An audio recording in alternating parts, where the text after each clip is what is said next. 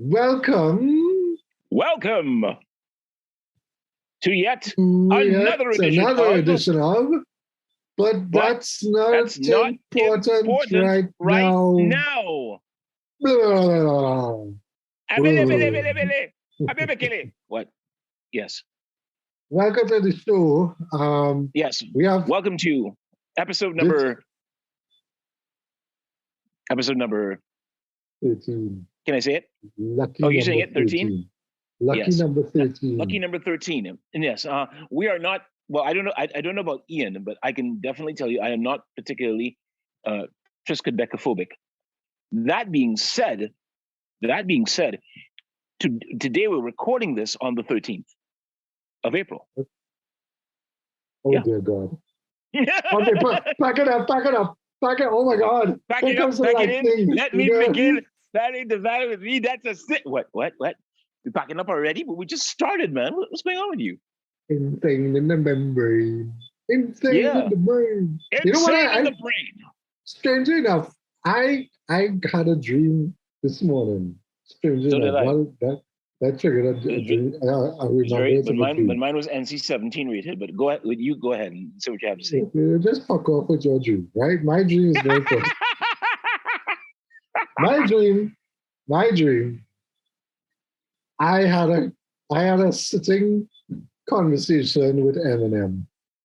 Ooh, cool. I can't remember, and it was strange because he was like selling hamburgers or something, and I'm like, "Aren't you Eminem?" And he's like, "Yes." I'm like, "Okay." Now I know Eminem opened a spaghetti joint called Mom's Spaghetti.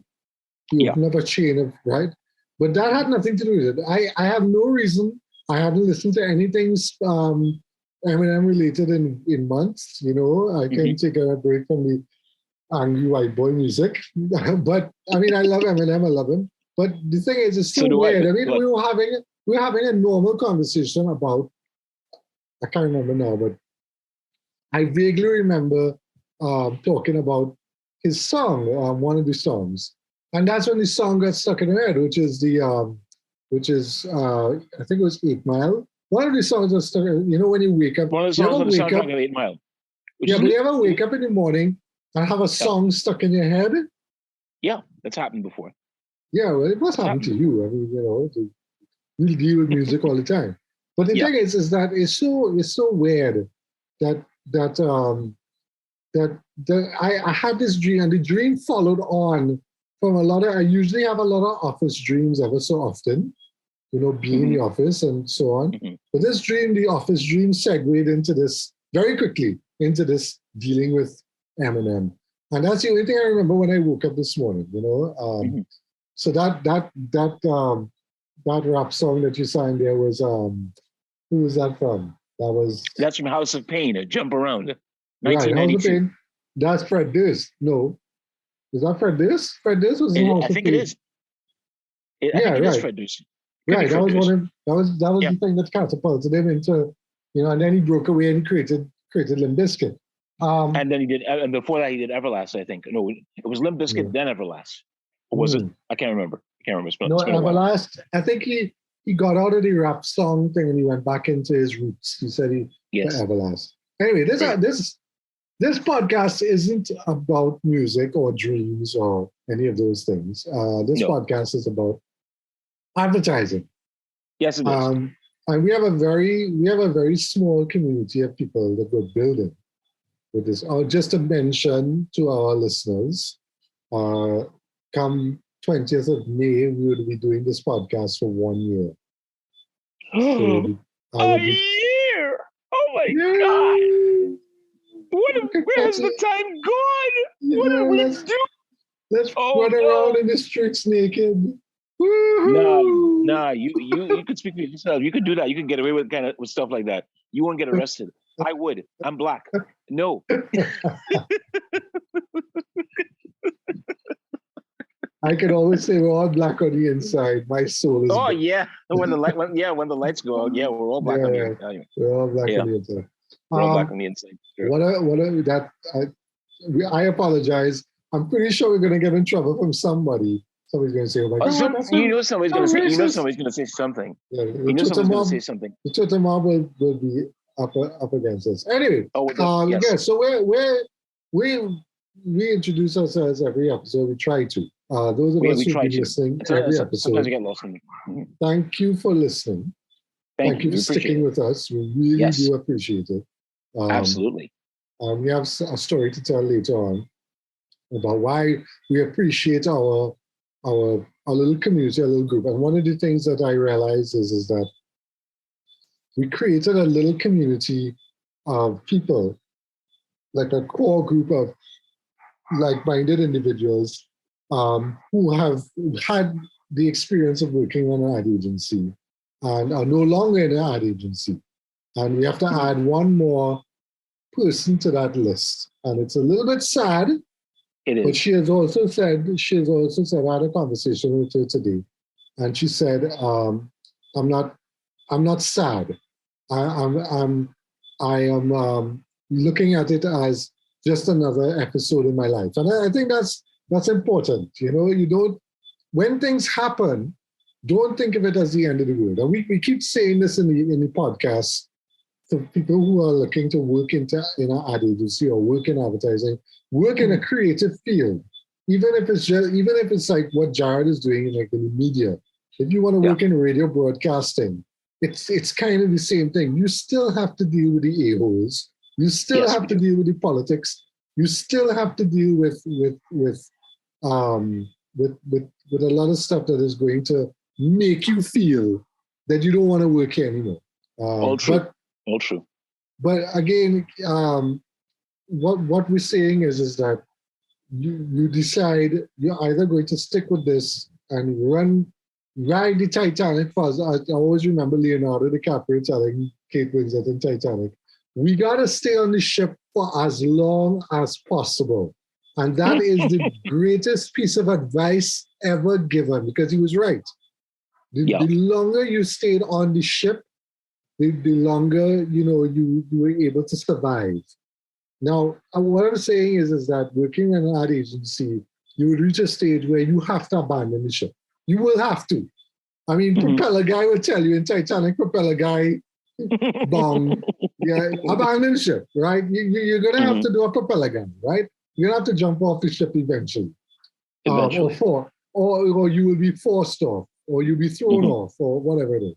So, I mean, in the world of advertising, we started this podcast in the middle of the pandemic, which is now coming to kind of a strange end. I wouldn't call it an end. Would you call it an end? I wouldn't call it an end at all. I think what's happening is that we are right now experiencing a bit of a lull in terms Would you call it the eye of the storm? I would call it that. I would call it that. Chances are that as the weeks go by, we may experience an upsurge in cases, not necessarily fatalities, but definitely an upsurge in cases. Because in our neck of the woods, what's going on is that by next week, school is set to resume, and that part worries me a lot. I don't know in terms of cases and things like that, how many of them are reported to the ministry, because now with the availability of home testing kits, you can test yourself at home. You don't need to go to any clinic and get yourself tested. That's not going to happen. You can do that at home. So that's something to consider. Is it the end? Man, I wish it were. I think it's getting to a point where we can say we're no longer experiencing thousands of cases and scores and hundreds of deaths a week, because that's what happened here for some time. But to say that it's the end, kind of, maybe not. We'll see how it goes. Well, just before we get into talking about what we need to talk about today, I went. Yeah. I had to. Well, my dad is coming off because of his age. He's no longer able to drive as much as he used to. So no, it's. He knew it was going to come, and really, truly, doesn't need to, because I do. I do all of the running around now, so it's fun. Yeah. And it makes sense because it's this huge mess when somebody dies and it's something like a vehicle, even a simple, even those of you who don't live in our country don't understand the bureaucracy that we have to deal with in this bloody third world country. Is that a simple thing as somebody owning a car. So like if you, Jared, own a car, right? And you die, that car, and even if you state in the will that you're giving that car to your cat, you know, it's not automatic. It's not like in the movies or TV where you say, well, hey, yeah, I get the car, I can drive off. Yeah, the amount of legal that goes through. And I don't know how it is in other countries, but here, it's not a simple process. Nothing is simple. So what we've been doing is we've been kind of, my brother and I have been kind of, you know, taking over various parts of the assets from our parents because they've reached a certain age. And one of that was the car. And a simple process of transferring the name from him to my name in the car, we spent 4 hours in the licensing, Ministry of Transport licensing division on Tuesday morning. Yeah. It was, and now mind you, they were very, very nice, very professional. But to come back to this whole pandemic thing, I was like, it's not like I had a pandemic. This place is full. It's full. They're trying to do social distancing, but it had so many people. It was like a shock to me because it was a long time since it was like me walking into a fete or a party, which is Ram Jam. I got that same kind of claustrophobic feeling. And it required a lot of my willpower to be able to deal with the noise, with the press of people and all that, because I'd spent the last 2 years avoiding people, and now I am. As have I. Yeah. So what I'm saying is that yes, you're right. I don't think this pandemic is over, but we sure are acting like it's over. Yeah. That is where you know we take the complacency tablets, and something happens, and then there's an upsurge, like I said earlier, and then what do? I mean, lockdowns. The very idea of a lockdown. I don't think we're ever going to get back to that kind of stage. So. I would like, however, go on. I would like, however, for corporate TNT to actually actively consider the prospect of working from home, especially when you consider, again, the fact that there's going to be removal of the gas subsidy, and people will have to pay more, not just at the pump, but in terms of going to the grocery. Everything. Everything. Everybody's going to be affected. Everybody's going to be affected. So that's something that we need to look at, and to look at very seriously. Yeah. So yeah.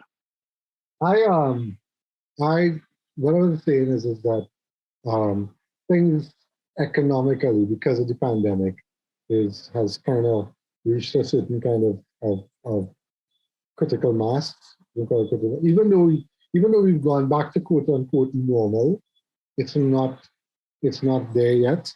But the effects of what has happened for the last 2 years is really starting to be seen. It's starting to be seen now. It's for some, it's 2 years. It's a year too late or a few months too late. They couldn't hang on for the 2 years. I want to give a shout out to the Cinema One people, the Jaras, Ingrid and Brian Jara, and the rest of the team at Cinema One. I think you guys need an award because it was extremely stressful. And I think they weathered the storm pretty well. They had a lot of things in train. They were going to open a whole new 4DX and IMAX cinema down in the south of the island. And all of that had to stop. I mean, you're investing millions of dollars into something, and you literally have to throw that money away. That money is gone, you know. So they're in the road to recovery, but we don't know yet because a lot of it depends on the entertainment industry, on what Disney is doing, what Paramount is doing, what all these big studios are doing. It's still very precarious. Yes, it is. But businesses overall are trying to go back to this normal thing, and we've discussed this going back to work in the office situation. We're not going to get into that today because we've talked at least 3 episodes about that. I don't want to go on. Yeah, we did mention that. What we are saying is that it's happened, right? It's happened. People have to go back to work. They have to go back in the office. Private sector is demanding people go back to work, and that's just how it's going to be. If schools and children have to go back to school, then you have to go back to work. And okay, fair enough. If that's what you're going to do, okay. But what's going to happen when we start to see a rise in cases and whatever? One of the things I was just going to mention is that we weren't in the same position we were last year, where we didn't have vaccines. And and you and I are both proponents of vaccination, and we're unapologetic. We are yes. We're unapologetic. We are pro-vax. We're very pro-vax. Right? Mm-hmm. So if you're not pro-vax and you say, oh shit, I don't like, we're sorry. We know we want it to be a truth, a choice, right? But the truth is that you need to take this vaccine. If we want to do these things where you want to be free, quote unquote, and I had to block a friend of mine because I really couldn't take it anymore because it was just becoming ridiculous. We're 2 years into this thing, and you're still saying. You're still repeating stuff that has been debunked for months, like like Pfizer didn't tell us all the truth about the vaccines.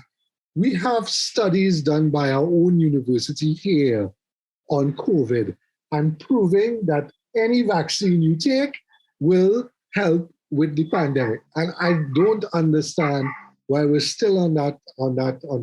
Now I blame advertising a little bit, because they didn't do it right. The Ministry of Health didn't do it right. I don't think they didn't. I don't think they did a very good job in terms of with respect to the messaging. They did not do a particularly good job. And but could it have been done any better? I mean, what I've found is that regardless of what I tell this individual or the individuals, is, dude, it's a scientific fact. And then they turn around and say, oh, science lies to us. You can't fight ignorance like that. No, you cannot.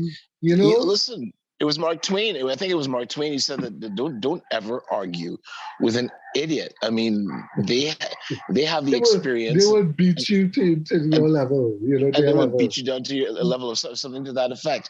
Or as Bill Murray once said, it's very difficult to win an argument with a smart person, but it's damn near impossible to win an argument with a stupid person. And the reality that you have to accept is there are people out there who happen to be anti-vax. I'm sorry to say it. They are stupid. Yeah. And And this is an intelligent guy. The guy has this is an otherwise intelligent guy. He's very intelligent. I think he's too intelligent. I think he's listened to a lot of things that he thinks, the conspiracy theories and so on, and it makes him feel that he knows more information than the regular person. Yeah. Whatever it is. Anyway, we're not gonna. That's not important right now. Yeah, that's not important right now, which is why we call the show That's Not Important. But that's not important right now, and because we're also big fans of airplane. That's right. As we could segue into it took a hell of a time to quit smelling cement. I don't know. What? I don't know. But anyway, what I'm saying is that coming back to the pandemic causing economic hardship, I think we talked. Anthony Burnley mentioned it 3 weeks ago, so you heard it here first on our podcast.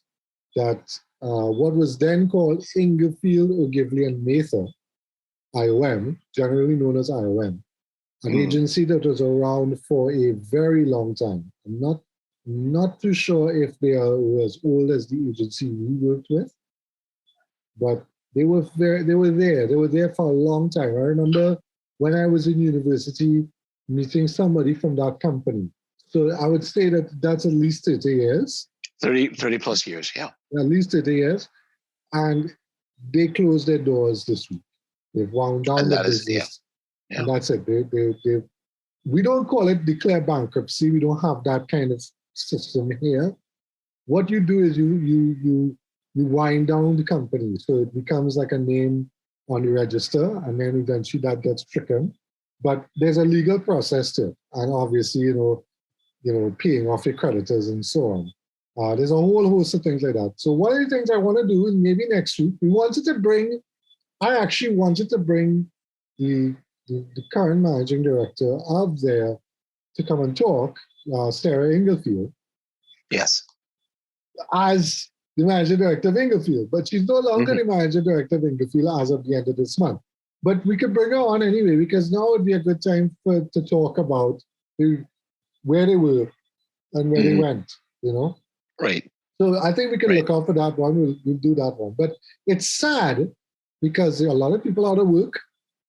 One of our friends in the community, the little community we built, who's been on the show before, Azra was working there for the last 15 months. 15 months. 15 months. And like she said, this is a new chapter. There's a new episode. She's not seeing it. And she made a lot of friends. And so she look at the positive side of it, The downside of it is that you're not getting an income. So and that's always that's the downside. That's the problem. It's always the downside. Yeah.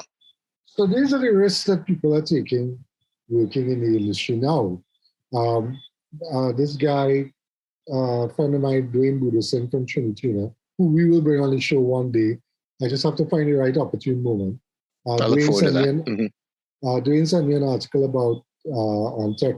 What is it called? Tech. You got it there with you? Found it? No, hold on. Mark Lindsay will kill me because that's his tech TT. Special shout out to Mark Lindsay. Yeah, special shout out to brilliant photographer, excellent writer. Absolute genius. And has worked on every single aspect of, from advertising to media to photography to PR. He's done it all. Yes, done it all. So yeah, we could ask Mark to come on, but I wouldn't put that on him because he's I wouldn't pressure him. Let's not pressure him. He's always a very busy guy. Always. Okay,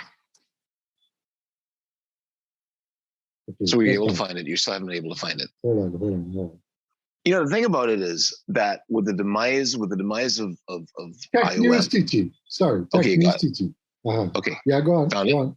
No, I was just saying, with the demise of IOM, you sit there and you wonder if you're still in the ad game. You wonder if you're working in a particular agency. You wonder, well, who's next? Who's going to be next? Is it going to be, because there's always going to be some sort of anxiety after something like that happened. Yeah, I'll put the link to this. Yeah, because I put a link to this because he said, because what we were talking about is exactly that. What's going to happen next? Because the trend, because what this article is called the Advertising Challenge for traditional TT media.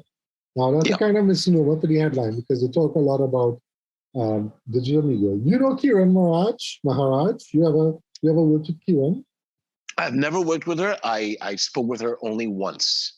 And that was a long time ago. That was like about 7 years ago. But I know the name. I know the individual. I think she's now the managing director at 9/7.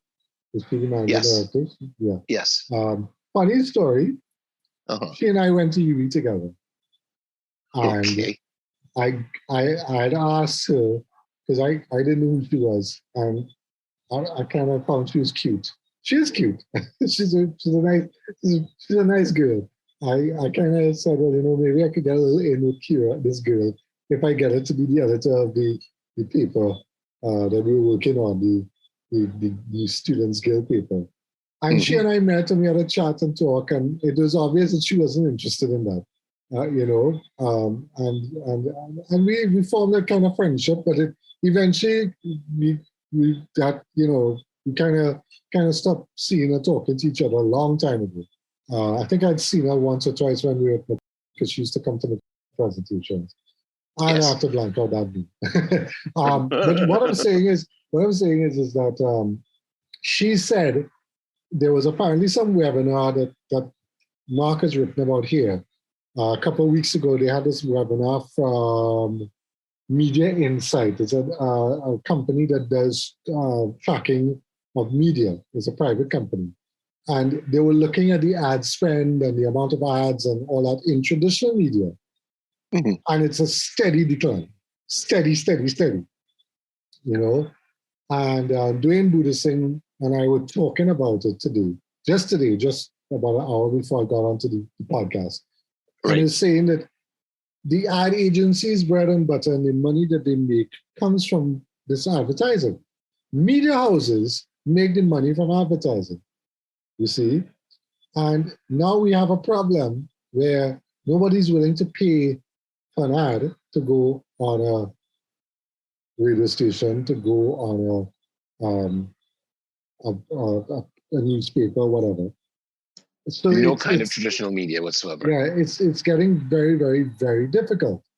Now, the problem with that is it's not like a cinema having to close its doors. It's not like the agency having to close its doors. If a media house has to close its doors, that's a big blow to society. It is. Because the help me out here. The media is unbiased. Can you say unbiased? Well, let's say that the media impartial. Impartial. Yeah, we try our best to convey the idea, if you will, of impartiality. Mm-hmm. But more often than not, we fall prey to our own respective biases, whatever those biases might be. So we're always going to be leaning towards a particular thought pattern, and we try as hard as we might. We always fall prey to it, and we just go with what we feel. And I think that is one of the many wrong things that we in the media tend to do, because we always go there with our own preconceived notions. We always go there with our own prejudices, and we capitalize on that and we express it. That being said, rare is the individual who works in local media who can actually see something from all sides and come up with an unbiased view, an impartial view, an objective view of how things are, and see what can be done to improve. But we are so entrenched in what we believe, in what we think we know, that this is the gospel truth. And for anybody to come up with an alternative point of view, that person is immediately shut down. That person is immediately ostracized, or verbally assaulted, whatever. Because one of the negative things about social media is that it has made all of us cowards, in that we would walk up to somebody, say, "Oh, really? You said that? Well, I think you're an idiot." And we say it from the comfort of our keyboard, or from our phone, from our laptop, or from our phone, and that's it. And no more interaction after that. That does not happen in real life, of course. Yeah. Because in real life, you will not. Unless you're drinking in the bar.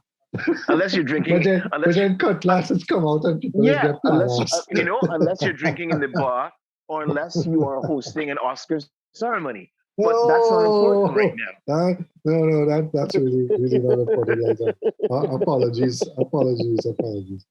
We don't want to slap up that dead horse. Sorry. Yeah. But what I'm saying is that money from advertisers helps keep journalists in jobs. And that's journalists true. Go and investigate and find out. They may skew to whatever the paper editor, like we know one paper is very much skewed to what the government is doing, and another paper is kind of skewed to what the opposite. You would have that, right? And we have papers that are very anti-government because they were developed for that. So we know that. But across the board, from top down, if an advertiser is not willing to spend money to put an ad in your paper, then you had to close up shop. You can't continue. Your overheads, the overheads to run a newspaper is ridiculous. You know, price of paper, ink, production, paying journalists, paying the staff. Yeah. It's really, really, really, really stressful. I don't know how some of these editors and people in the higher ups of these media houses, I don't know how they sleep at night. I mean, I would be very, very, very, very, I wouldn't be able to sleep. If I owned a radio station, I would be very, very worried. You know, I mean, you work in that system, so you know what's going on. I know. Advertising is anybody will tell you advertising is the lifeblood of any media. Right. Without it, forget it. But I'm very, very glad that your radio station seems to have gotten a lot of ads. I noticed you all have gotten a lot more ads. Yeah, we're doing quite well in terms of attracting a reasonable amount of ad revenue, and we're very happy about that. That's good. So everybody go and listen to 103.5. 103.5 FM, Platinum Hits. Yeah, I host a morning show from 6 a.m. to 9 a.m. We play a lot of great music from the 1980s. Yeah, as an aside, I don't know how Louis Hart hasn't been tried to been cancelled on Twitter yet. No, Louis Hart is cancel proof. Louis Hart is cancel proof. You do not cancel Louis Hart. Louis has too much of a following to be canceled. I realize, because I mean, so many things he says. You know, I mean, I've been following Louis Hart from way back, and he is, and actually my former, well, I call him my uncle-in-law. He was my ex-wife's uncle, and he was just going to town once. We were just lying. Did I like that Louis Hart? He's a disgusting man. I wish they could take him off here. You know, he disgusting. I can't handle he nasty, whatever. I'm thinking to myself, this is way back in 2005 and 6 around there. Oh, you know, Louis is still on the radio, right? 2005. I can go further than that. I know you could. I've been told how much of a vile, disgusting individual he is. And really, that's just his persona. If you really get to know the individual himself, you know, Luis is nothing like that. He's very cool. Luis is a pussycat. You wouldn't think that judging from listening to him. But but that's just a persona, and that's what we do. We have particular personas that we employ whenever we go on air. This is who we are, and when we're done, we're done. That's it. We don't want to have anything to do with with the show again. But once we're in front of that microphone, it's a different story. Yeah, I mean, it is depressing when you think about it, because, like I said before, you're working in an ad agency right now. I wonder about those who are working in an agency that we used to work in. But because I think it's because we have a reputation, and and our longevity, I think, has helped kind of insulate somewhat from the buffering, not necessarily buffering, but from what the winds of change, the buffeting winds of change, that kind of thing. But for how long? For how long? Yeah. That's the important question. Yeah. How much longer are we? Is it going to take a decade? Is it going to take what? It won't survive another. It won't survive another economic. No, it can't. Lash. And I'm not talking about a pandemic lockdown. I'm talking about, like, suppose the government loses its mind and decides to just, float the dollar again or something. I don't know. Or devalue, or have it devalued. We don't know what something it's going to take place. Or World War III, whichever comes first. Well, I don't know if there's going to be a third World War. I mean, it seems likely, but I don't think it's going to happen. But that's another story for another time. No, I mean, there's so many things that could take place. I mean, if you want an example, you can look at what's going on in Sri Lanka right now, because in Sri Lanka, because the cost of living is completely out of control, and people are protesting in the streets. They've had to endure things like daily blackouts. Most people can't work. They can't afford to go to work. And they're calling for fresh elections. They want the president to step down. All that is taking place. And Sri Lanka is an island, just like we are. I thought he was voted out. I thought there was a no confidence vote and he was voted out. No, that was Pakistan. You're talking about Pakistan. Sorry, my bad. Oh, Pakistan is going through something too. Oh, well, look at that. Pakistan is going through some things as well.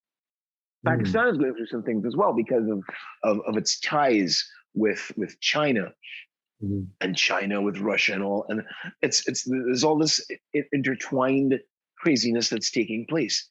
So I'm just saying that all of these things that we have to look at and we have to wonder. I mean, there are other islands in the Caribbean that get it, that understand it, because they have administrations that understand what's going on. And they've decided, look, we are going to come up with innovative ways and means to make life better for the people, who we serve. Granted, it's not necessarily something that West Indian politicians think of on a daily basis, but I think some of them are starting to come around. You see that in places like Barbados. You see that in places like Guyana. You even see it in places like Jamaica. But here is an entirely different kettle of fish, because if there are people who say, well, look, the old ways are not working, maybe it's time to adopt a different approach. You come up with that kind of idea and you'd be surprised. Well, not necessarily surprised, but you'd be shocked at the number of people who would want to maintain the status quo. They want to maintain it because it suits them. And I don't know how much longer we as a country can actually maintain that facade. We have to changes have to be made. And in the short term, the only difference is, and like I said, we don't really like to get political, but it's important because we're talking about economy in the future, right? Let me put it this way: we have to take an interest in politics, because if we don't take an interest in politics, politics will take an interest in us. Right. And one of the other things that we talked about at the beginning of this year, because we started in February, was that we wanted to start talking about political advertising. And we kind of talked about that before, because it is integral. Whenever there's an election here, that's when people make their money. All the ad agencies, all the printers, or the media houses, that's like Christmas for them, So you look forward to that, because that's one of the times, because that's one way of unlocking. You see, the trick is to unlock the spending. You gotta unlock the spending. You gotta get these people to spend the money on you. You see, so an advertising agency will go to a client and say, "Look, give me $1 million, and I will do X, Y, Z." And the client would laugh at them and say, "No. Here's $25,000. Do work with that." And that's the reality. So in an election year, it's like, oh yeah, we do have $1 million here. Take it, go and do what you have to do and whatever. But what I'm saying is to come back to our situation here locally. And what have we noticing is that a lot of people do have money, quote unquote. You want to call it that? Now, we have a specific situation here, and I don't like to say it because people say you have no evidence of that, and that is not right to say, and you're talking nonsense or whatever. It's kind of true, because when you're on the ground and you see people spending money, you want to know, okay, so best indicator of that. There is a development going up on top of the hill, like literally they opened up a new valley. This is a big deal. There's a valley behind my valley. So they cut a road into another valley and they close it off, and they don't want anybody going up there to see what they do. And they're calling it Vistas of Paxville. Now, I was like, okay, I don't, if you don't want me going up there, it's fine, but I mean, it is part of the community now. You're literally building it behind us, you see? So, people would be curious to, And one of my friends pointed out, he said, you don't realize what's going on there. I said, what? He says, laundering money going on there. I'm like, well, what do you mean? He said, because the best way to launder money is to create a construction company that you own, and you take the money you do from selling drugs and you wash it through the construction company and you build something. So I said, yeah, but I mean, there are people who bought the lots. He said, yeah, people buy the lots, but that don't mean they go in and build a house. They're all part of this. It's a conspiracy. You know, call it a conspiracy.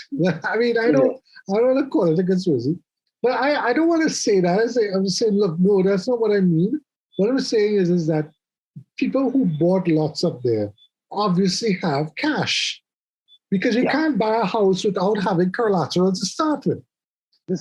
So there is a lot of collateral or a lot of money in the system, in the economy. But what they're choosing to spend or what they're choosing to put money into is not investing in companies. It's not investing in building building up an industry or whatever. They're buying a house and they invest in land, and that's part of the things that they do, you know. And then they go off and they spend money on luxury. So you go and you pay your party in a fete, and you go and you play carnival and all that, and you go and you travel to Miami. That's the kind of money that we're talking about. So I think I think what I was telling Jason Ducaran this is that we're going to coast a little bit. We're going to coast a little bit on that money, on that liquid cash that still exists within the economy. We're going to coast on that. So yes, they're raising the price on the 19th of April for gas or whatever, but people will pay it, and they will continue to pay up until a point, and I don't know what point that is. You see, I don't know if the drug economy is going to keep us going the way we're going. I don't know if the drug economy is just going to collapse. I don't know. I don't know what's going to happen in the next 5 years. But what will happen is that if they continue along this track, it's going to continue to put pressure on this kind of underground cash economy that we have, and things are going to change a little bit. I don't know. I'm not an economist. I don't know. All I know is that from the observations that I've had watching people, it's like, and a Venezuelan guy who works for us, or works for my dad, to help around the house or whatever. He's like, you know, nobody wants to spend money on us, so we have to go back home. And he said things are getting like Venezuela here. This is how we started, you see, and that's a big telling situation, you know. It is. So I mean, coming back to working in traditional advertising and even in digital advertising and digital marketing, it's difficult because your money. Okay, so if you book an ad on Facebook and Google, that's 25 cents on the dollar. Right. You know, your rent is $3,500, $4,000. In order for you to make rent at the end of the month, you have to do like 200 ads for Facebook.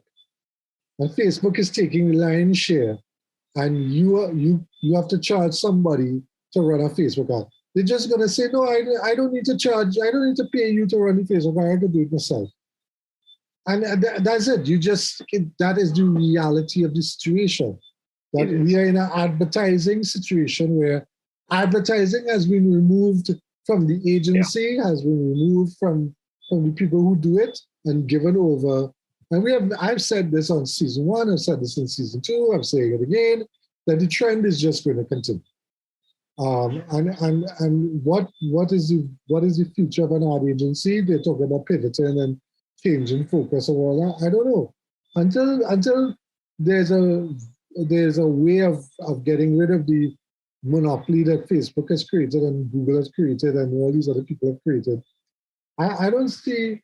And then there was a discussion on my wall about, you know, increasing exports from the country to bring in foreign exchange.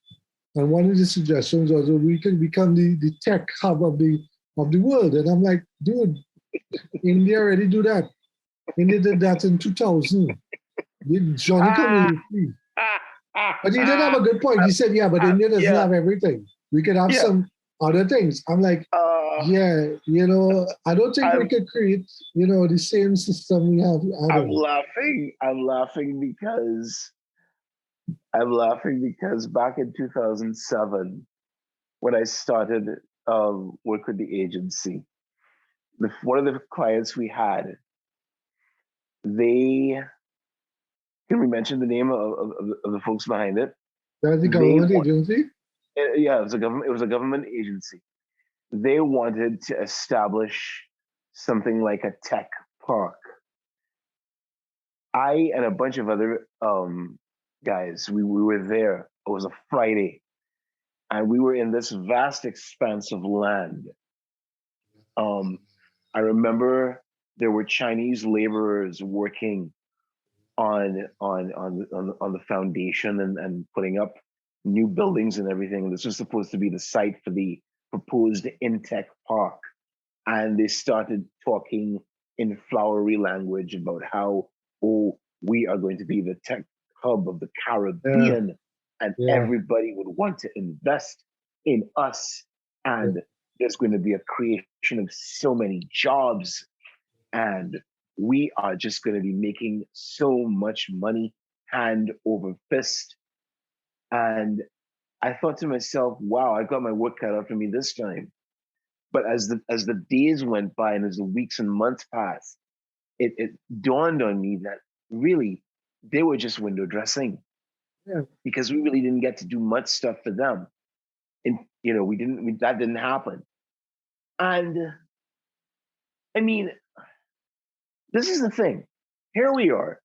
We have the potential to do so well, not just with the traditional economy like of oil and gas. That is long since past. We need to pivot, seeing that is the sexy word of that's the word of the decade. Of the decade, pivot. So seeing now that we have to pivot to other ways and means to generate a reasonable, sound economy, in what form is that going to take? How do we go about doing that? And people don't want to talk about that because they want to stick with the old ways. And we can't keep up with the old ways forever. Something's got to give. Yeah. Something's got to give.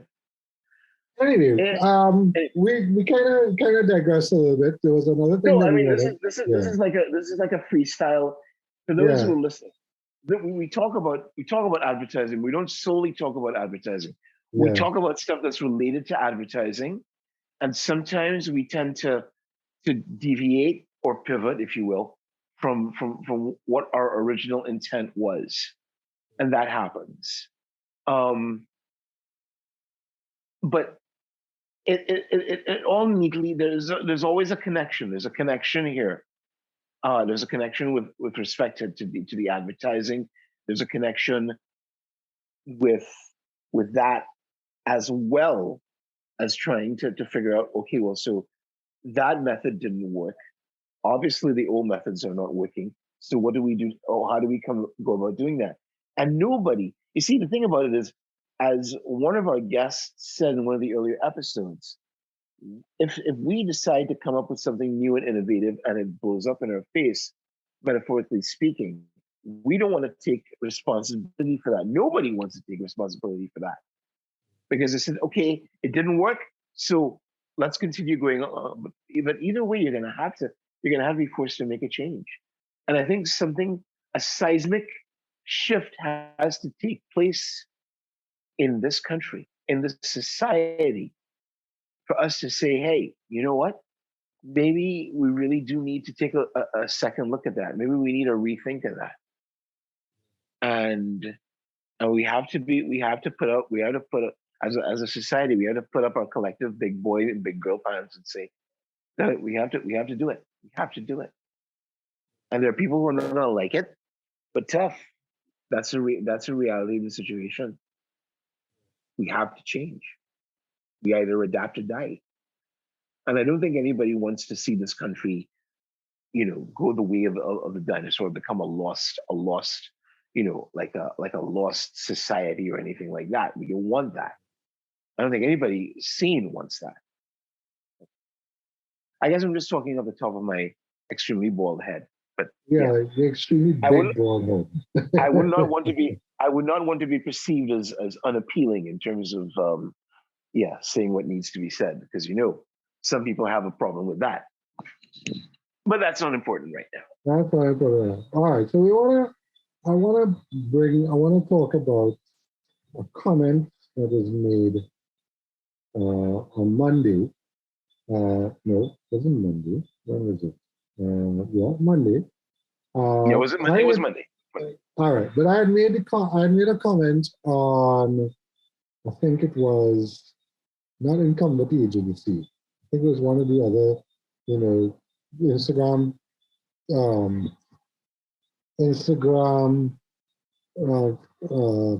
what you call them, personalities that kind of try to talk about agency life. Incumbent Agency is one of them. There was another Agency Insider. That was the other one. I think it was Agency Insider. And I made a comment. The post was about working in a toxic culture and that you need to get out of it, which is fine. I mean, we've talked about that. We said so before. I mean, we keep saying that. You don't stay in somewhere where you don't feel happy or whatever, you don't feel wanted or whatever. But the comment was that HR, I think the post was that a girl had said she had gone to HR to say that, that the company's toxic and she really needs to leave and she wants to leave. And if they could tell her, give her advice or whatever. And the HR person was like, well, look, I mean, this is the nature of the business. Yes, it is. And if you're not willing to do the work within this situation or this system or whatever, then we will accept a resignation. Now, I'm not too sure. I'm not paraphrasing because I can't remember exactly what the what the original post was. But the essential thing is that what she said was nobody can work in a toxic culture. And I kind of said, well, my comment was the HR person is right, but she's also wrong. Right? Which is what we've discussed before. It's nothing that we haven't said before. We've said that if you work in a toxic culture, please don't stay, right?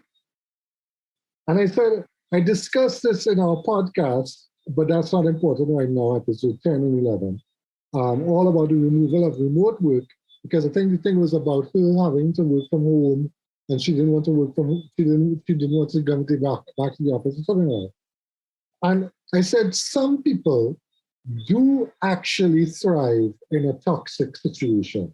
And I'm thinking of our friend Josh, who's leaving a toxic company right now, at a company that I know well.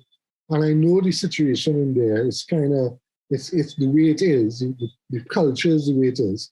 But in the agency, and that when we work there, that there are people who are still there, and this is what I was saying, there are people who are still there 20 years on who can work within that system. They work 5 o'clock in the morning, they come back to work 10 in the morning, they do whatever they have to do, they don't take on, they just do what they need to do. And there's some people who can play the game, they play the politics, they play people one off with each other, they build cliques, they build a system around them so that they can protect themselves when the shit hits the fan, they are screened from it. And there are ways of doing it. And there are some people who can do it, and you and I know that we can't do that. No. We can't do that, right? We can take only so much as we can take, and there are other people within our little group and community in the podcast, like Natasha and Damien, we don't work that way. That's not how we work. We're very open, we're very transparent. We like to be involved in things, and we don't like obfuscation. That's the way to use obfuscation. We don't like to be obfuscation. A war of attrition. It's a war of attrition that's taking place. So I know there are people who work for guys who would tell them they have to do 3 and 4 and 5 different jobs, and they wouldn't bat an eyelid. They would do it. Anybody who opened their mouth and say something is a troublemaker. They get branded with trouble. These are not troublemakers. These work. And I think I don't want to use the word house slave mentality. But I was told that was what the mentality was. I'm like, I don't want to use that word. I can't use that word. But anyway, I could, but I have a reputation to protect. But yeah, I understand. Yeah. I understand where you're coming from. So somebody responded to my comment because I was just commenting, and I was trying to push the podcast a little bit because want more people to come and listen to, which is fine. I mean, I don't see anything wrong with that. And somebody said, well, no, that just no. So I don't know what that means. Okay, just no, cool. I said, well, you have to listen to the podcast because we discuss it. And we have people who have worked in it and seen it. And so don't tell me no. Come back and say, well, I don't agree with what you say, And then I got a friend. So we're going to shout out to our friend on Instagram. She's also on Twitter. And I'm gonna tag her in this week's podcast, and I want her to respond. And actually, I would love her to come on. We're opening the floor for her. We've always said if people don't agree with anything we've said, come and tell us. Come and tell us. And tell us why. Don't just say. Yeah. Don't just say it. Just say why. Don't just say. Yeah. Don't just say that. If you listen, I'm gonna be very brutal here. If you say that the show is shit, tell us why you think it's shit. Yeah. And we'll listen to you. Absolutely. So any listener who's listening now, share it. And tell your friends, hey, this is the situation. We are doing an open call to somebody who has called us up. Right? Mm-hmm. Ferine. I think I'm pronouncing that totally incorrectly, but it's Faeirryne. How would you pronounce that? Ferine, I guess. Ferine? Yeah, I guess. I'd say Faeirryne. Okay, I'm not being facetious and I'm not being insulting. No, we're really trying to get your name right. We're trying to get your name right? In case anybody gets the wrong idea, we're just trying to get your name right. We're not disrespecting you or anything like that. So she says, definitely the most ineffective way to pitch an unappealing podcast. Then be fighting words, lady. Then be fighting words. So I kind of sat down on it a little bit and I thought about it. And then I responded, thanks for the feedback. Really appreciate it. But I want you to come and explain this. Because I went on his social media pages and, I don't judge people on their followings. I don't judge people on the work that I see on their Instagram. I don't look at their Instagram and say, you use nobody. No. If you have an opinion on this, and you want to talk about toxic people in the workplace and you have stories to tell, absolutely. If you don't want to say anything and you just want to ignore this, that's quite all right. It's a free world until Putin decides otherwise. It's a free world, right? But we would really like you to come and explain this. And any of our listeners who wish to find out more about this, we'd like you to comment. When I tweet it out onto Twitter, I'd like you all to comment. Yeah. Twitter, Instagram, doesn't matter. Because I'm going to put this comment out on Twitter, and I'm going to demand that she respond to this. And I'm going to, if she responds on Twitter, we're going to put it back in the podcast again. But the thing is that okay, so our podcast may be a little bit rough around the edges. We may be a little bit not professional. Hell, we don't even have a mic and we don't even have a studio or whatever. We're not fancy dancing. Exactly. We're not fancy schmancy people. We're not fancy schmancy like the social media agency that I think she works for. They have their own podcast, and the podcast is their podcast is called Why You Shouldn't Forget to Treat Your Agency Like a Client podcast. Okay, cool. We would like to come on to that podcast and talk on that. We would like to add our own spin on it. But okay. Hey, I have no axe to grind per se. I just want to defend our work. This is our work, and this is our child. This is our baby. And if you're listening up to this point, Ms. Ferine, just know that we have over 20 years experience working in the industry. Yeah. So we kind of know what we're talking about. It's not like we've been through a ring. We've been through ringers. We have been through ringers. We have been through some versions of our own ad Vietnams that we really would rather not talk about. Yeah, we have PTSD. Yeah. We have PTSD. I mean, you talk about leaving a toxic culture. We left a toxic culture, and it was not. We didn't leave on our own accord. We should have, but I mean, we have lives to take care of or whatever. You know, I have kids and so on. So it's not like I could leave a job. To attend to, yeah. You know, but the thing is that what we decided to do with this podcast is we decided to see if we could generate enough stories and examples of agency life, because ultimately what I was thinking is I really want to write a book. I really do. I have no idea how I'm going to write this book. I'm not a very good writer. Jared is a writer, so I'm hoping that Jared and I one day, maybe when this podcast has reached its end, whatever that is, hopefully not too soon. Hopefully. We will sit down and write a book, and maybe we could live off whatever little pittance you get from that. But I mean, it's all before somebody says, oh, nobody's going to want to read it. Nobody's going to want to read a book about advertising in a small, seemingly insignificant third world island. I said, you'd be surprised the kind of audience we might have. Provided that we have the right kind of backing and the right people to back what it is that will ultimately put on those pages. So I come back to Mad Men, which is what inspired us to reach to this point, because I've watched Mad Men twice, and a friend of mine who lives in New York, an illustrator, and I want to shout out to Diana Leto. I don't know how I pronounce your last name, but Diana, if you're listening, you probably are, because you're on convention now. She's an illustrator. She used to work for the Children's Television Workshop, actually. She used to work on Sesame Street at one point. So cool, though. Yeah, she's lovely. She's a wonderful girl. Diana and I connected over Mad Men. And she said, I've watched this series like 3 and 4 times, and I want to know because she's never worked in an agency, if this is how working in an agency is like. And I said, yeah. I mean, not the smoking and the drinking inside of the company and people being run over by moors and not that. That's very dramatized. But I mean, the personalities of Don Draper and the guys in charge and the bootlickers and all those kind of personalities there.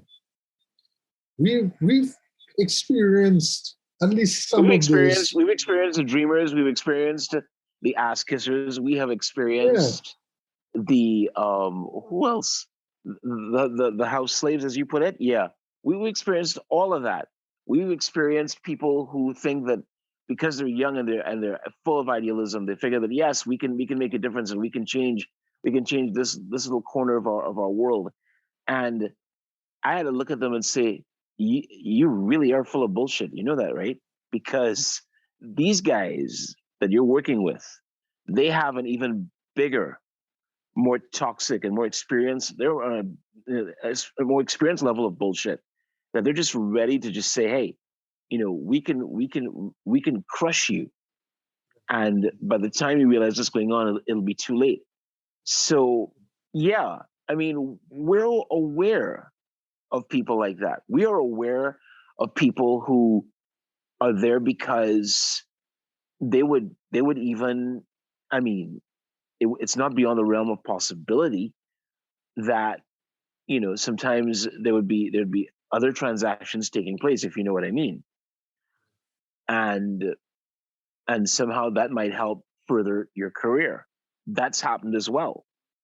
It's not a question of, we're not making this up. This has happened. I wouldn't be surprised if it's still going on.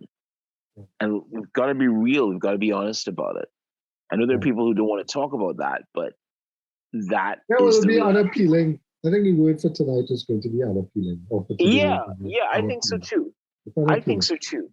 But you But see, the thing yeah, about it is what we're doing here is also a creative exercise. And it's also a subjective, what we do here is also very subjective in that people are going to have, you're going to either love the show or you're just going to not like it at all. You yeah, might find it unappealing. That's fine. yeah, But I would have greater respect for you if you come on this podcast and you just tell us you don't like it and you just say why. You state your yeah, piece and we'll listen to you.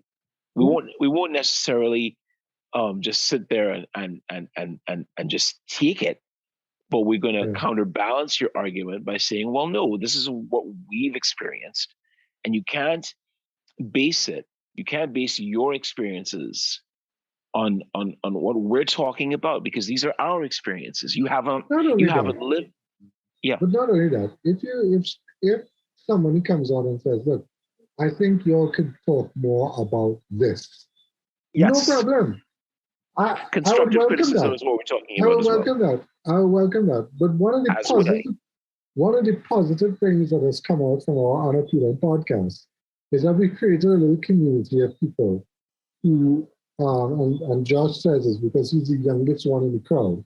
He's like, I want this. I want to have a family, quote unquote. I wouldn't say we're family, but we want to have somebody you could talk to and come on these podcasts and chat with and ask questions. And that's important to people.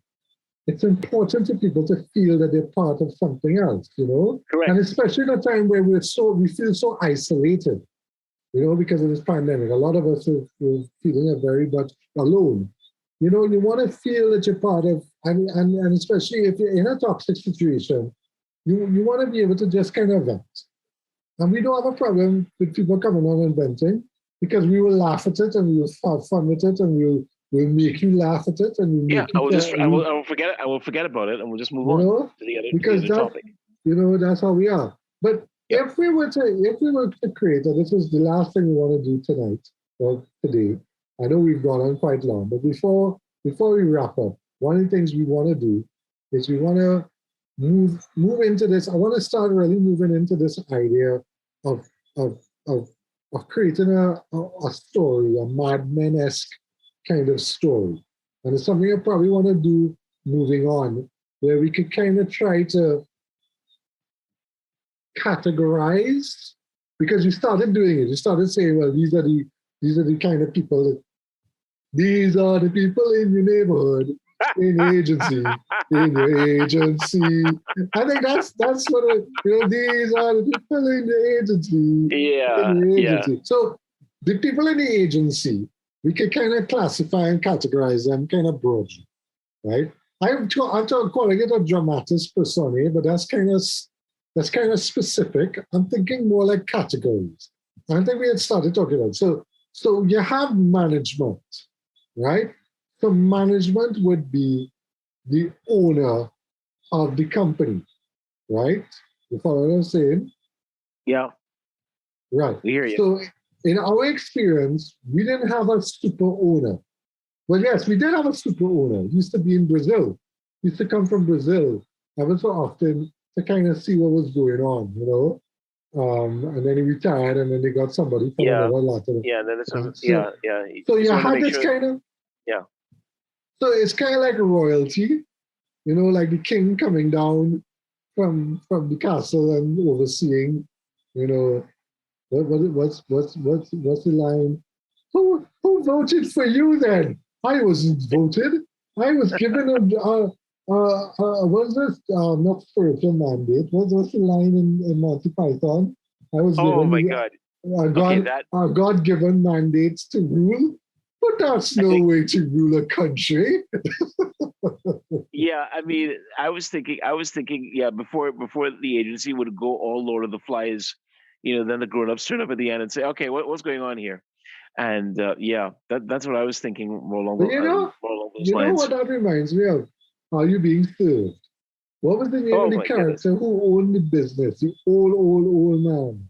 You mean Mr. Grace? Mr. Grace, because it was Gracie's. Yeah, Mr. Grace.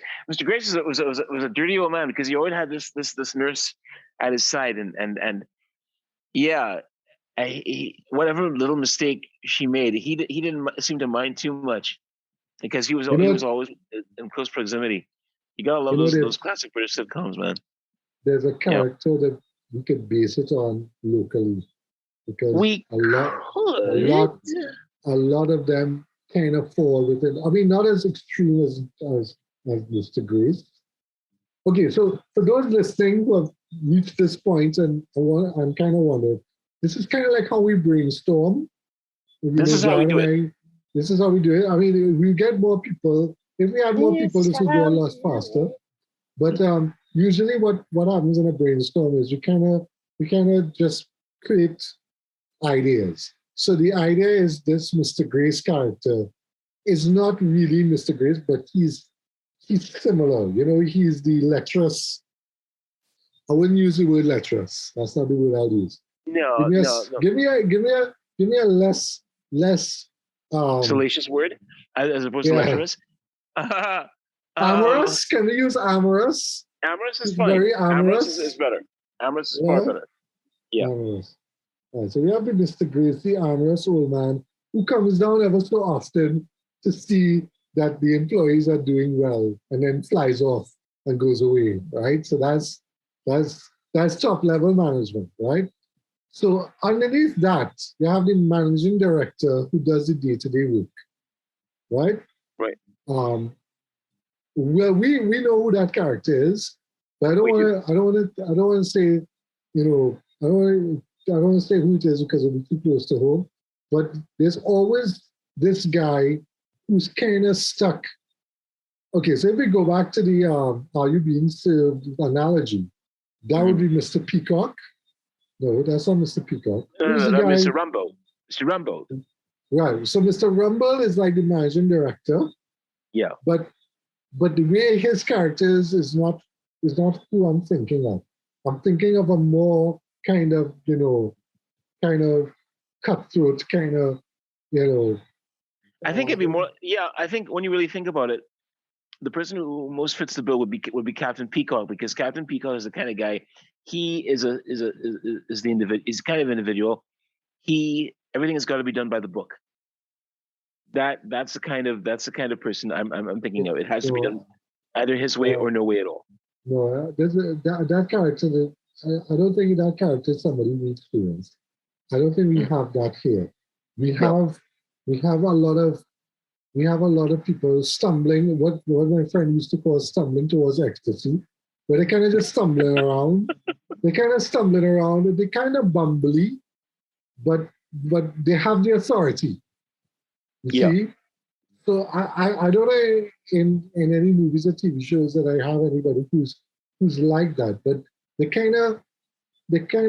have the authority, but they're easily swayed by people. You're following? So somebody underneath them. Oh, you know who? You have to excuse us. We watch a lot of British comedies. Yes, Minister, and yes, Prime Minister. Yeah. Okay, so the character of the minister, what was his name? I forgot. Prime Minister. You know what I'm talking about, right? Yeah, I do. I know what you're talking about, but the other guy who played Humphrey Appleby, played by Nigel Hawthorne. Who would that be? Right. So that's like senior account executive. Yes. Who has the air of the managing director all the time. You follow what I'm saying? Yeah. Right? Now in Yes Minister and Yes Prime Minister, he always ends up getting the upper hand over his permanent secretary. That's the minister's right hand man. He always ends up doing what he ends up wanting to do in the end. That's the whole point of the joke. But in this case, there's a lot of well, you need to listen to me and I tell you what to do. And you're kind of the figurehead situation. So the people who really run the office are the account executives. Right? This is true. The senior account executive, he's like the real. Now, in my experience, when I first started at the agency, I had somebody who was very, very much loud. You know who I'm talking about. And self-opinionated. Right. In later years, I think he has mellowed. You may differ. I think he's mellowed a lot because when I was there, he was scary. I thought he was scary. His personality was scary, right? But nowadays, I'm very cool with him. He and I have a very good relationship. So I don't want to say that that's the character, but there's a cross between that and a kind of person who. That's just it. I mean, we can look at particular templates of characters. We can ascribe particular mannerisms to the people with whom we've worked over the years, and it may not necessarily be the perfect fit because our characters are a lot more multifaceted than that. So you would have somebody who would appear to be a total hard ass, but then about 10 to 15 minutes later, they would exhibit a far mellower side, a far softer side that you didn't think they had it in them. On the other hand, you have people who appear to be extremely congenial and very pleasant on the outside, but they have that cutthroat mentality. They're smiling at you when deep down inside they really hate your guts, and they want to see how quickly they can. Not just in advertising, but in practically any industry, certainly in the media, because it's always that what got to me was that level of competition that always took place in the agency. One had to, it was, ostensibly it was about team effort, but I don't think it was ever really about team effort. It was to see how one could achieve a certain level of one-upmanship on another individual. And your talent really didn't have a say in the matter. Your innovative talent, your inborn talent, I should say, didn't really, shine through. What mattered is how far you could really brown nose your employer, your immediate supervisor, I should say. That always struck me. Yeah. So listen to what I'm thinking here. So we have the what we call the king comes in and out, just to see how things go, and gets everybody all riled up and pretending that everything is okay, but it's not, right? Then you have the managing director who's kind of bumbly, but knows what he's about, but kind of listens to the head account executive. And the chief account executive is a domineering person, who is able to push, his way through, and get things done or whatever, right? That's what I'm thinking about initially. You could split that character to two, but essentially, this is what I have for the account executives underneath them. So you have the sexy vamp one, the extremely sexy one, the one who's like the former model. So she's like, very good to look at. And they send her to do specific meetings because she works with specific clients because she has that look, right? Yeah. So contrary to what Sprite says, image is everything. Mm-hmm. Yeah. So, right. Then we have the former sexy who used to be like her, but has gotten high up in rank. Mm-hmm. But she still thinks that she still thinks she's hot. So she wears the tight clothes and, she's really made up and all that. But it's a fading kind of thing. Yeah, but it's a fading sort of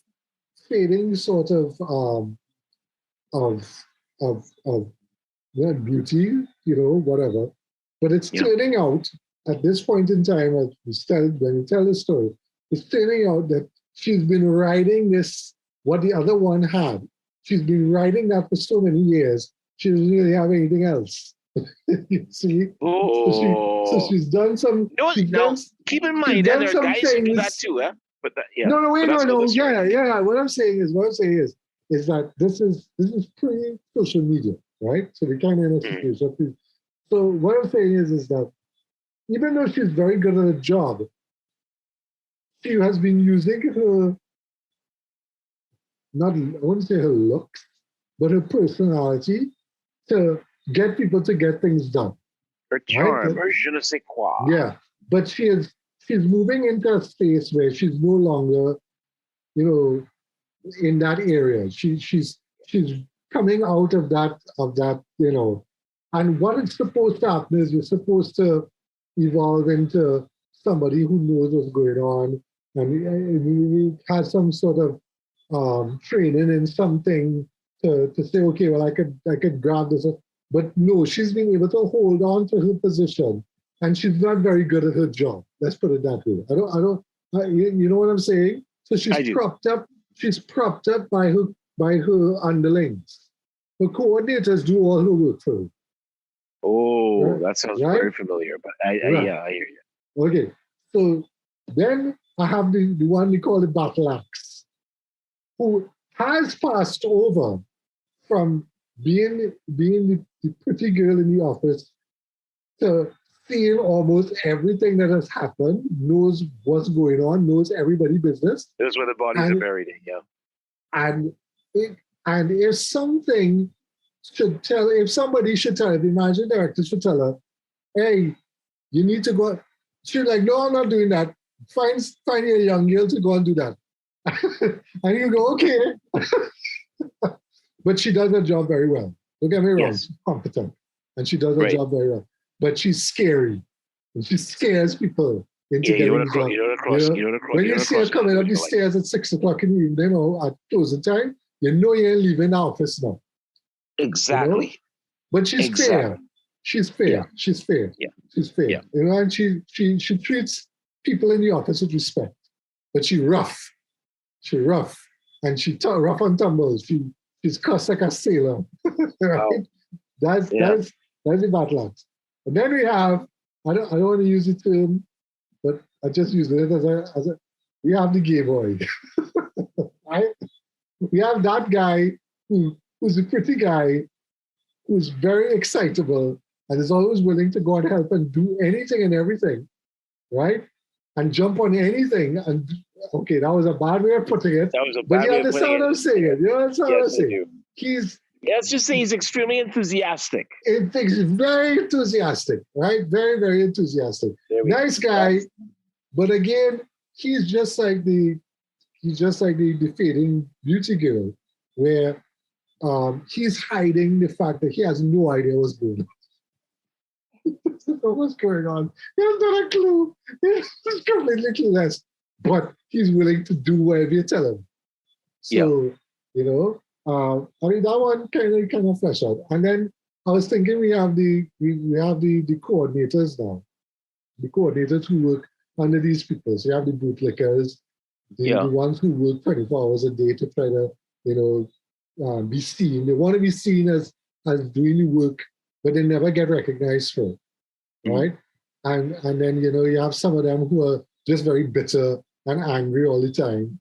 And, you know, I'm not saying any of these people are incompetent, but they're learning on the job. They're learning on the job. So they make mistakes and they have to try to hide the mistakes, which is part of the story. You know, you make a big mistake and oh my God, there's a crisis. Who is going to solve this crisis? And we don't want, obviously, it's just like you being saved in a way. You don't want it to reach Mr. Rumsfeld. So we got to hide this from Mr. Rumsfeld. You mean Mr. Rumble? Yeah. Mr. Rumsfeld. Yeah. Right. And then you have the whole creative department. Right. So I don't want to get into, but the whole creative department is the creative director, who is, how should we put it? What's the best way to describe it? Well, I can't speak for other creative directors, but the one we had was an extremely insecure individual. Although I will say this, he was very good in terms of coming up with ideas and if he believed in what it is you had to come up with, if he believed in your idea, he would fight for you. So I'll give him that. But at the same time, you're dealing with somebody who is insecure, good at the job, but insecure. And at times, I would say vindictive. Whenever somebody gets too close to increasing their power, he sees it and he has to try to ruin it in. I think that's right.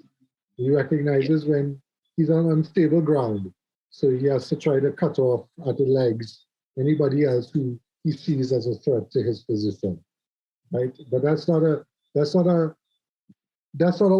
thing he does all the time. Right? But yeah, insecure is a good word. But at the same time, I think we could say that, if there's a crisis, the first thing he looks to do is demand who's going to fix it. Right. Okay, so there's a crisis. What are you going to do? Go and fix it. Don't come to me with this problem. You fix it. Like, okay. And then, what the hell did you do? Why did you do it this way? And then the problem is far from being fixed. Sometimes it gets a hell of a lot worse. And then we have to talk to the managing director to see how we can help to smooth the troubled waters, as it were. So yeah, I just want to slot in between there the production manager. I don't know if you were there when you remember our production manager. I don't want to call his name, And he and I used to have because I used to vent to him a lot, and he used to be a very good friend. His position was always like the observer, and he would always chuckle and laugh because his job would only come in when all our stuff was done. So like if you had to go and print books or go on and print point-of-sale material and billboards, that was his job, right? Right. And he used to liaise with the printers and all that. But he used to be ultra observant of what was going on, because when shit started hitting fan, like they print 2,000 copies of a leaflet where you spell the name of the bank wrong. He would just come back. He would just come back and say, well, that's your problem, not mine. That kind of thing. So we have to have the production manager. But he is like, I wouldn't call it the casual observer, but he's like the kind of guy who kind of just, how to put it? I don't know if there's somebody in a TV series or movie that I could use as an example.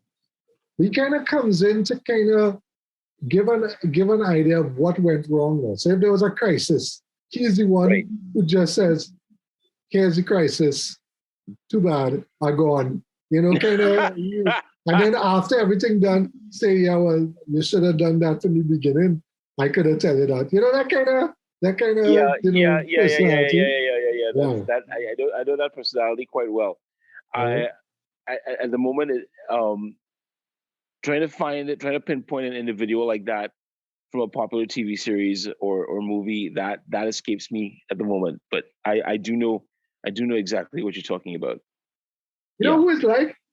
It's like the guy in the airplane. Just kidding, when he unplugs the. You mean Steven Stucker's character, Johnny? Yeah, right. Johnny, yeah. like Johnny. Yeah. He's like, see what you can make of this. I can make a hat. I can make a brooch. No, it's like that where he's kind of there in the background, but he kind of brings in some sort of really dry sense of humor. Right. Yeah. The plane is fated to crash. They've run out of fuel. There's a sale at Penny's. Yeah, we get it. Yeah. Okay. Anti-M.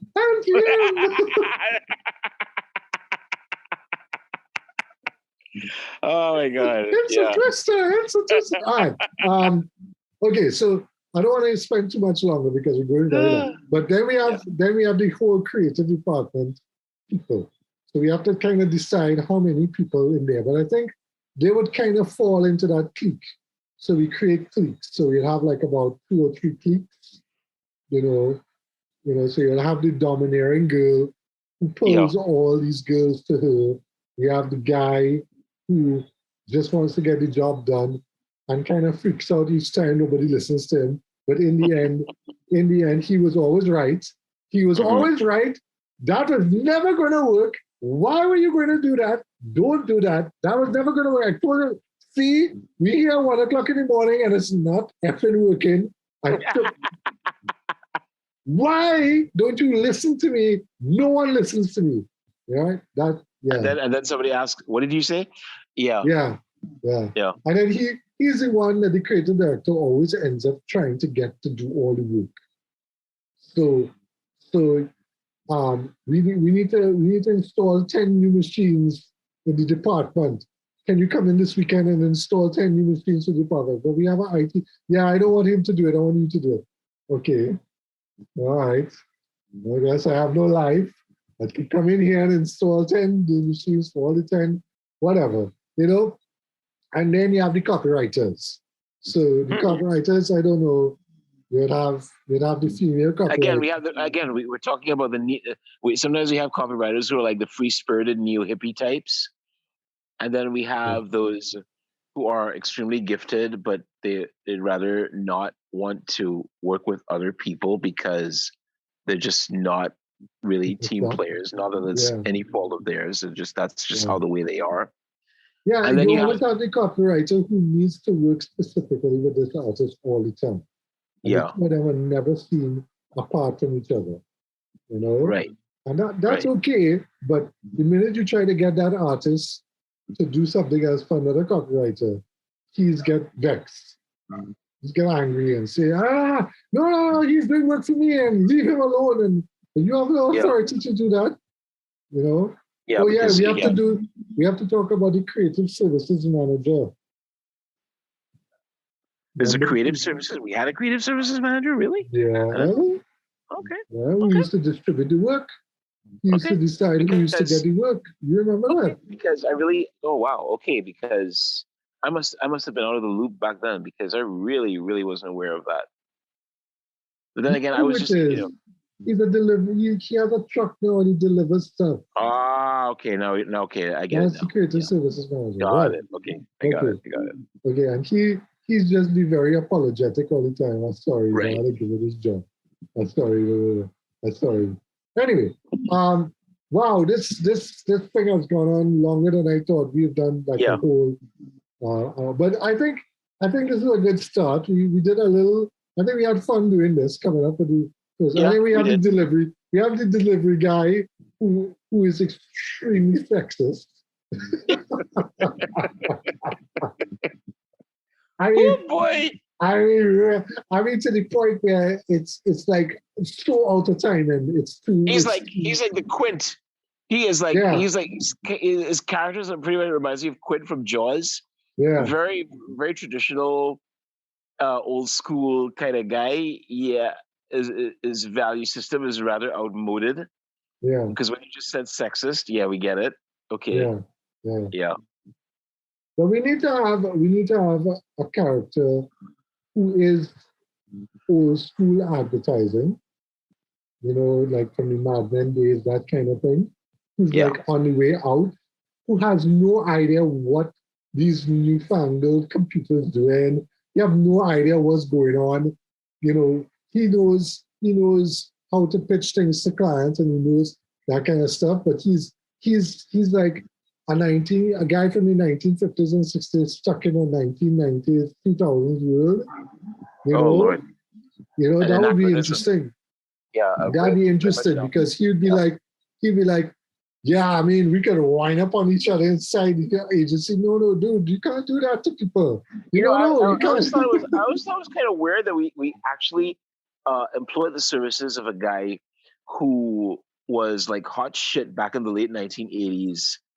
And he did a series of meetings where we were there. This is like about 2013, 2014. And he was talking about how campaigns worked and all that kind of stuff. And if the truth be told, if you were to ask me, do you recall anything that he said?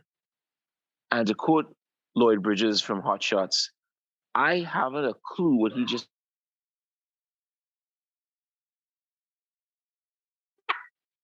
So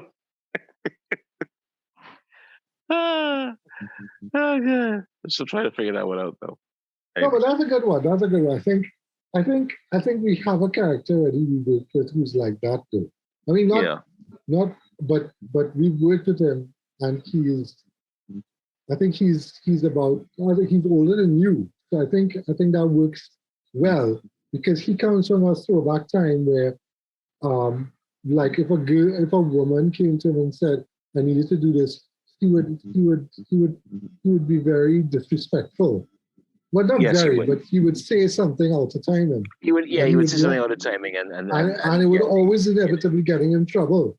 But because he's hot shit and he's good at what he's doing, they kind of leave him alone. You see, and no matter who complains or what the women say, or even the guys who find his position objectionable, not position, but his personality objectionable, his persona. He's able to navigate this thing well enough that he stays until the end. So until the end is what we have to work on, try to figure out. What happens at the end of this story? I keep thinking, well, there's a big pitch that they have to do. And then at the end of it, what happens at the end? Do they win the account? Does the account leave them? I don't know. We have to think about that one. Think about that. I think this is good. I think we got some things down here, some personalities down here that we could start creating a character or creating characters that we could start giving scenarios to. Building stories around what they do. So I was thinking of, you remember the Christmas campaign that we did? No, you weren't there. Were you there for that? No, I don't think I was. What Christmas campaign? We did the 12 Days of Christmas. No, I wasn't around for that. No, you weren't around. I wasn't around for that. I'd like to try to, I'm trying to think if Azra was there for that, and maybe we have to talk about that. Because that was, to me, very clear in my mind from start to finish how we did that job. Anyway, I gotta go and call my kids before it gets too late. There you go. Thank you very much, you guys, for listening. Jared, thank you for listening. Thank you for putting up with us. Jared, you and I think we could talk a little bit more about this outside of the podcast and kind of flesh this out. But it was a good brainstorm session. So those of you who stayed with us to the end, thank you very much. Or fast you stayed on the ship as long as possible. Yeah, thank you, Leo. Thank you, Kate. both of you. The two of you are listening. And we would obviously like anybody who wants, if you want to come on and talk, obviously. What is the word that we're going to define today? Unappealing. This podcast is unappealing. Unappealing? But what makes it unappealing? Unappealing? What's that? Well, it's unappealing in the sense that you would take the time and the trouble to actually say it's unappealing, but you didn't really define.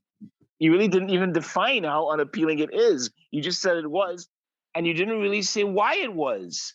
But you know what? That's not important right now. All right, I'm going to have to do a shitload of editing for this thing. You're going to have to do a shitload of editing for that one, buddy. All right, so guys, have a good week. I hope you enjoyed this show. We went on very, very long. It's the longest one. I think it's the longest one we've ever done. So we will see you all next week. We're going to try to bring on some guests for the 14th, for our 14th episode. This one was actually a good one because it's the 13th, as we said before. So yeah, Jared, also, you're going to visit a friend of ours. Give her my love, right? I will. Hope she's okay. And we shall see you all next week. Thank you very much. Thanks. Bye. Okay, bye-bye.